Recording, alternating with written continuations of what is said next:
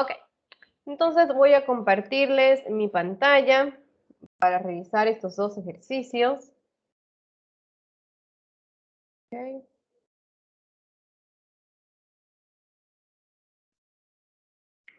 Perfecto, creo que ya todos pueden ver mi pantalla.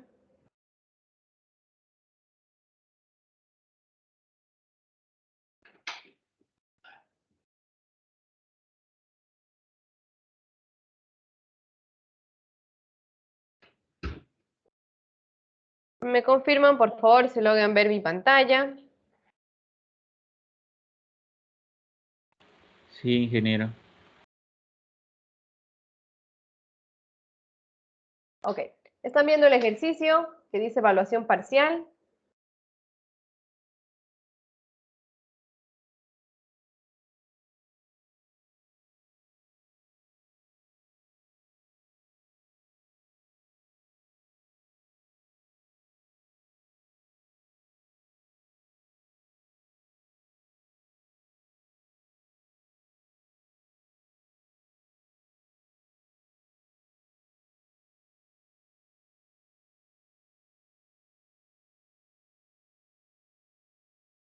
Ok, perfecto. Entonces, me imagino que ya pueden verlo correctamente, bueno, que pueden ver correctamente mi pantalla.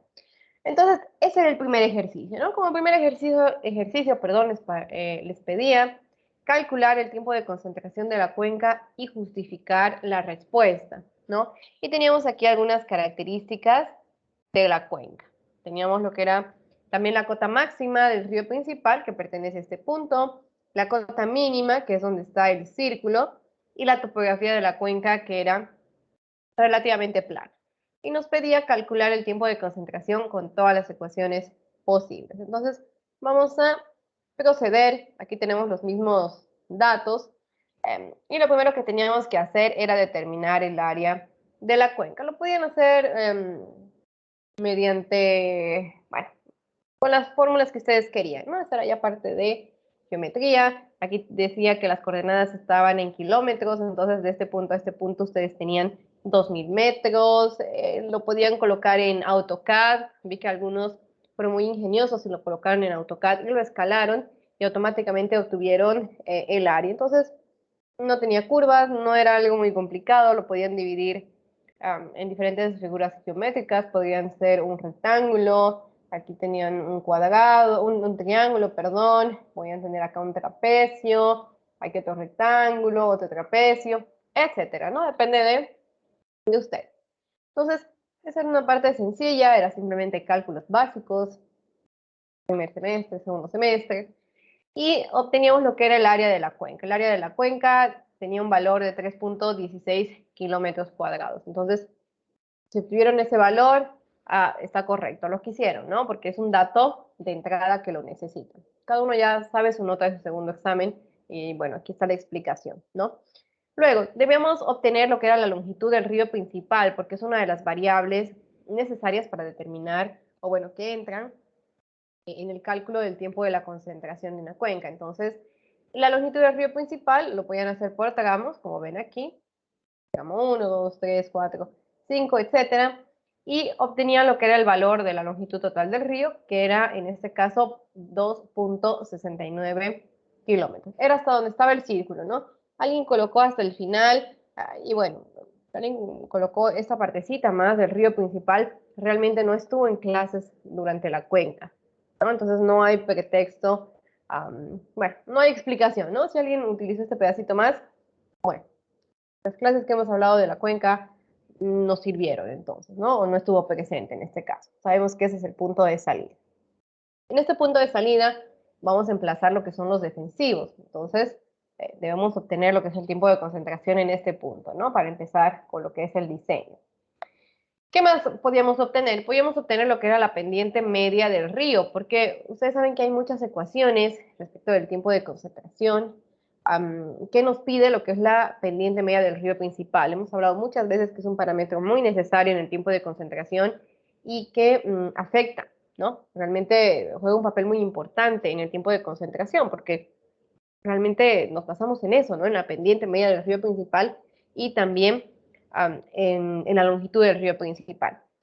Un factor que no entra a muchas ecuaciones, creo que entra una o dos, es el área de la cuenca, y habíamos dicho que no era un factor determinante, así que si se equivocaban en el área de la cuenca, no había ningún problema, ¿no? Si no tomaban en cuenta esa ecuación, no pasa nada. ¿Por qué? Bueno, no es determinante, en este caso, el valor del área. Si no sacaban el área y no utilizaban la ecuación, por ejemplo, que tiene que ver con el área, estaba perfecto, no había ningún problema. Entonces, depende de ustedes si querían sacar el área de la cuenca, se iban a complicar muchísimo, iban a perder un poquito más de tiempo, pero si querían hacerlo, lo podían hacer y utilizar en la ecuación respectiva. Si no, no había ningún problema, ¿no? Entonces, por eso les decía que me gusta mucho darles estos ejercicios para que razonen. Bueno, tenemos la longitud del río principal y tenemos la pendiente media del río. Si yo tengo la longitud del río principal y tengo la cota máxima y la cota mínima, en este caso del río principal, puedo obtener lo que es la pendiente media del río, ¿no? Una pendiente media así. Y listo. También podía obtener lo que era la pendiente media del río por tramos, pero no lo hice, ¿por qué? Porque aquí dice que la topografía de la cuenca es plana. Entonces, si aquí digo que la topografía de la cuenca es un poco plana o es plana, no tiene sentido hacer la pendiente media por tramos, porque es plana, ¿no? No va a variar mucho de la pendiente media simple, como se dan cuenta, es una pendiente bajísima. Entonces, por eso yo utilicé aquí la pendiente media simple. Y procedíamos a determinar lo que era el tiempo de concentración con las diferentes fórmulas, ¿no? Con la fórmula de Kirchhoff, con la californiana, con la del SCS, la de Pizarro, teníamos también la de Temes, la de Pacini. En este caso entra el área y bueno, sabemos que el área no es un factor determinante en el tiempo de concentración, lo podemos ignorar. Y como pueden ver, casi todos los tiempos de concentración me salen de 0.5. Podrían utilizar más ecuaciones, eso está correcto, no había ningún problema. Pero el tiempo de concentración en este caso era 0.5 horas.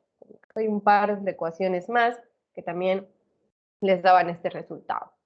Entonces, hasta ahí, ustedes obtuvieron el tiempo de concentración, se obtuvieron lo que era la pendiente del río y los datos que se necesita, como por ejemplo la longitud del río principal para las diferentes ecuaciones, está correcta su pregunta 1. Ahora, en la pregunta 1 yo les doy, bueno, alguien me dijo al inicio que la topografía de la cuenca era plana y por lo tanto no había pendiente. Bueno, eso es incorrecto, ¿no? Solamente para indicarle a la persona, porque obviamente todos los ríos tienen que ser un poco de pendiente para que, bueno, para que fluya el agua por gravedad, de lo contrario no tendría para qué, bueno, para qué hacer en este caso una obra. En este caso mi obra era un emplazamiento de defensivos, entonces no tenía caso de realizar una obra si no escurre el agua. Siempre hay un poco de pendiente, ¿no? Estamos hablando de una cuenca. ¿Qué más? Bueno, entonces esa era la pregunta 1, ¿no? Estaba muy fácil, era aplicar simplemente algunas ecuaciones, como les dije, si se querían complicar sacando el área, lo sacaban, no les iba a funcionar muy bien, pero lo que sí tenían que sacar, los datos que necesitaban obtener, eran aquellos datos que hemos hablado durante las clases, ¿no? Cuando hemos hecho el ejercicio correspondiente al tiempo de concentración. Les dije que la longitud del río principal y la pendiente media del río son dos factores determinantes en el tiempo de concentración, y en su primer examen parcial, en la parte de la teoría, les había preguntado lo mismo, ¿no? Entonces, estaba muy fácil. Ok, vamos a la pregunta número 2. Inge.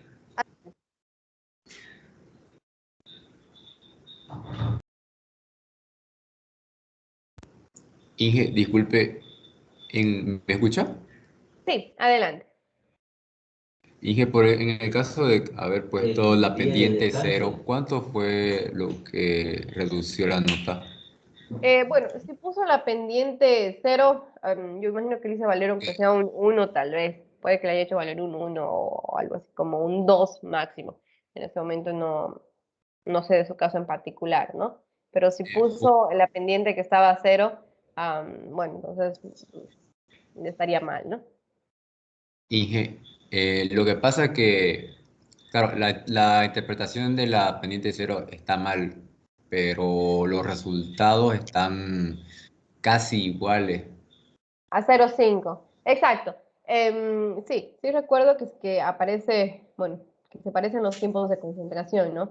Pero si realmente usted interpretó que la topografía de la cuenca es plana, por lo tanto la pendiente del río principal es 0, entonces significa que no hay escurrimiento. Entonces, por más que haya aplicado todas las ecuaciones del tiempo de concentración, es como si hubiera colocado mal un dato, pero por buena suerte le salieron los resultados muy parecidos. Entonces, realmente está mal, ¿no? Porque el concepto no está claro, en este caso del tiempo de concentración o de escurrimiento.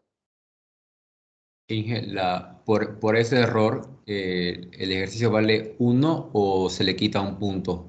No, no me está entendiendo. Por el error de la pendiente media del río principal, que es un parámetro importante, que usted ha interpretado como 0, y interpretar que 0 es la pendiente del media del río principal, significa que no escurre agua. Entonces está mal sus conceptos de lo que es cuenca. Entonces, si tiene mal ese concepto de lo que es la cuenca, su ejercicio vale 0. En este caso yo le debió colocar un 1 tal vez, o 1.5, tal vez por el desarrollo, ¿no? Pero si tiene un concepto que está errado, entonces, bueno, no vale nada, ¿no? El ejercicio en este caso, porque tienen que revisar lo que son los conceptos nuevamente.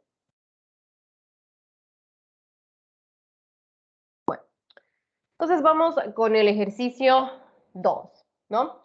¿Qué nos decía el ejercicio 2? Nos decía que para el diseño de un sistema de agua potable se habían realizado aforos en una corriente de agua utilizando lo que era el método del flotador, ¿no? Para el cual habíamos definido 3 secciones. Aquí tenemos la sección 1, la sección 2, la sección 3 y una vista en planta del río. Es muy parecido al ejercicio que hemos hecho en clase. Si se han dado cuenta, son ejercicios de clases, que si ustedes están atentos y lo entienden y lo resuelven en clases, lo van a poder hacer, en este caso en el examen, porque hay muchos conceptos que no están obviamente en las diapositivas, ¿no? Que los decimos en las clases, y si no prestan atención o no atienden, no hay manera en la cual puedan recordar el día del examen.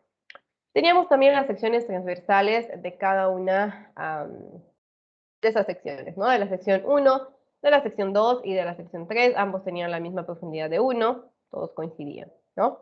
Teníamos un trapecio, una forma compuesta y una semi-elipse, bueno, la mitad de una elipse.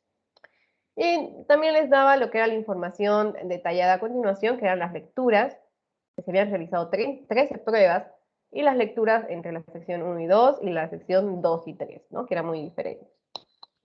Lo primero que les preguntaba era, ¿entre qué secciones transversales se debe realizar el cálculo del caudal aforado para obtener buenos resultados? Y que justifiquemos lo que era la decisión adoptada. En este caso, la mejor sección para realizar el cálculo del caudal aforado, que eran las recomendaciones que yo les había dado cuando habíamos hecho el ejercicio y habíamos hablado de este tema, era que tenía que ser un tramo recto, ¿no? Un tramo recto está entre la sección 2 y la sección 3. Y también les había dicho que obviamente el área debe ser muy parecida entre las dos secciones, ¿no? Para no tener ningún error. En la sección 1 yo tengo una base de 38 metros, imagínense, son 38 metros de ancho del río. Y en la sección 2 yo tengo 10, 20, 22, 23 metros aproximadamente de ancho.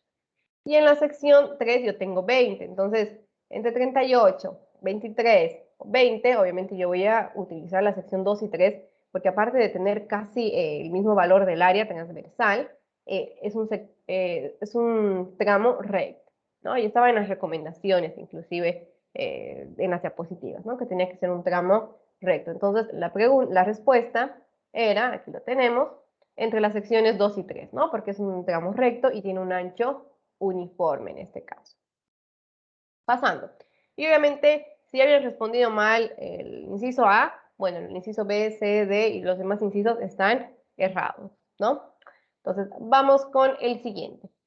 Considerando las secciones transversales adoptadas, construir la serie real de lecturas a ser utilizadas para el cálculo del caudal del río con un error del 10% aproximadamente, ¿no? Que ese 10% era como una guía, nada más.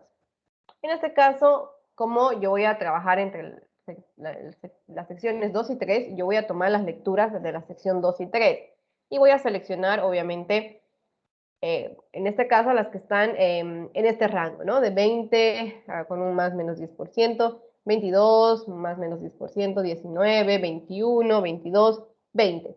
Con este rango, ¿no?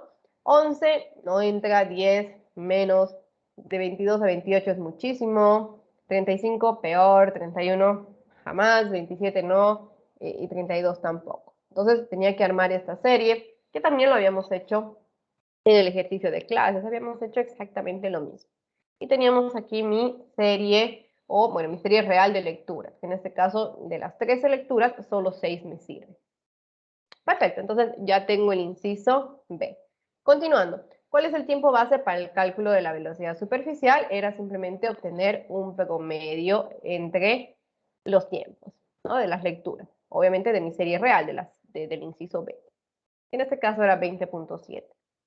Y luego les pedía que, bueno, el valor del área representativa del aforo para el cálculo del caudal del río. Teníamos que sacar un área promedio. Y aquí tengo lo que es el área, bueno, la sección transversal 2 y la sección transversal 3, ¿no? Que tienen un área de, bueno, la 2 de 15.66 y la 3 de 15.77. También para responder el inciso A podrían haber obtenido el área. En este caso el área creo que se dispara a 40 o algo así. Y las otras áreas son de 15 y 15, para que sepan que estamos haciendo correctamente, ¿no? Que son secciones que tienen un área transversal muy parecida. Sacábamos el promedio de esas dos áreas, tal como lo hicimos en el ejercicio de clases, y obtuvimos el valor de 15.68. ¿Qué más? Pasamos al inciso E. Nos dice, si el factor corrector de la velocidad superficial es 0.8, calculemos el caudal del río. Entonces, lo primero que tenía que hacer era obtener lo que era la velocidad superficial, que es la longitud, en este caso, entre el tiempo. Aquí tengo el tiempo de los 20.7 y la longitud, que son 20 metros, ¿no? Desde la sección 2 a la sección 3, que es la sección con la que yo estoy trabajando. Obtenía 0.97. Para obtener la velocidad media, solo lo multiplicaba por 0.8 y obtenía 0.77 metros por segundo, que ya era la velocidad media, ¿no? No la velocidad superficial. Y finalmente les pedí el caudal, que era simplemente multiplicar la velocidad media, por el área representativa, que eran los 15.68, y obteníamos lo que era el valor de 12.14 metros cúbicos por segundo. Entonces, eso era el examen, el mismo ejercicio, o sea, en clases hicimos lo mismo, pero hicimos solamente una sección, seguimos los mismos pasos, los revisamos en clases, entonces estaba muy fácil el examen, ¿no? Y vi que muchos intentaron copiar y obviamente como es un examen práctico, bueno, la parte de los números no mienten, ¿no? Los procedimientos tampoco, los datos que aparecen de la nada tampoco. Entonces, por eso siempre les recomendaba trabaje cada uno en su examen, ¿no? Es muy obvio, por ejemplo, cuando hay esa, bueno, cuando intentan copiar entre ustedes. Y bueno, ese era todo el examen, la pregunta 1, la pregunta 2, ya saben su calificación de su parcial y ahora ya saben por qué tienen la nota que tienen. ¿Alguna consulta? Adelante. Y entonces en la pregunta 2, en caso que hubiéramos escogido el tramo 1, 2, ya tenemos 0. Sí, ya está mal su ejercicio. Yo pienso que les puse un 1, tal vez. No me gusta poner 0, 0, a no ser que sea una copia fiel. Entonces, si eligieron el tramo 1 y 2, bueno, como el inciso A ya está mal, los otros incisos se basan en el inciso A. Ingeniero, es que ese ejercicio estuvo, no sé, la pregunta la vi muy capciosa.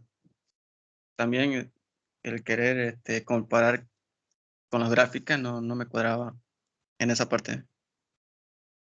¿Qué parte lo vio muy capcioso? La primera, yo le juro y dije, no creo que sea la segunda porque al fin y al cabo es un río, dije. Y ese más parece como un canal artificial. Mm. Ah, ok, perfecto. Entonces se confundió por la forma geométrica. Sí, Ah, vale, entiendo. Bueno, pueden encontrar cosas así, la verdad, ¿no? Especialmente en ríos de montaña, donde hay hartos sedimentos en montaña. En este caso son, bueno, son ejemplos que se parecen un poco a lo que es la realidad, tomando en cuenta también los tiempos. Entonces es más que todo para que se acostumbren y para que razonen, ¿no? Como siempre les dije, me gusta mucho que razonen, inclusive en estos ejercicios prácticos, ¿no? Que tomen mucho cuidado con los datos y con las palabras. Ok, entonces no hay ninguna otra más, bueno, ninguna otra consulta para que concluyamos la clase de hoy. Inge, disculpe, en el caso de la 2, yo sinceramente igual estuve chipadísimo porque yo no entendí la lógica de que por qué las tres áreas van a compartir datos, porque el área 1 era la única que tenía la altura y las demás no, entonces yo la buscaba para encontrar el área de las otras, de la altura de las otras dos áreas y yo sinceramente no le pillé sentido porque la profundidad de las áreas 2 y 3 es igual que el área de la 1, siendo que un río, bueno, según yo no sé, por eso no sé, un río, porque iba a tener la misma profundidad los tres. Ah, exacto. Bueno, en eso está correcto. Puede que varíen de profundidad, ¿no? Hay casos donde va a encontrar la misma profundidad y va a ser constante, ¿no? En este caso, como estaba aquí las secciones transversales, inclusive, bueno, si aquí usted obtenía el valor de 1, se hacía aquí las operaciones con lo que es esto dependiente, también iba a obtener que la altura era 1, ¿no? Entonces, también uno de sus compañeros me preguntó, creo que a la mitad del examen, y les aclaré que para todos la profundidad era 1, ¿no? Que estaban en el mismo nivel.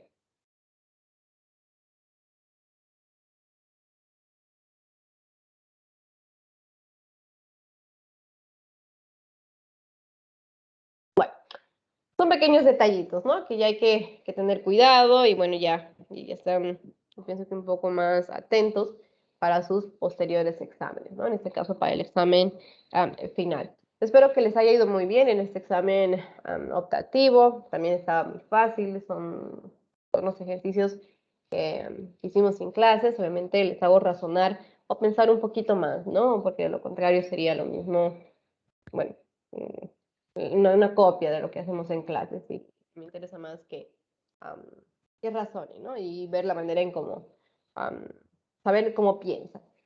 Y ahí me doy cuenta también de si han estado atentos en clases o no, porque son algunos detalles claves bueno, que doy en los exámenes, que solamente puede darse cuenta alguien que asistió y que estuvo atento a las clases donde hicimos ese ejercicio. Ok, entonces espero que tengan muy buenas noches, chicos. Vamos a acabar con la clase de hoy. Nos vamos a encontrar la siguiente semana. Hasta luego, cuídense mucho. Hasta luego, ingeniera. Buenas noches, gracias. Gracias.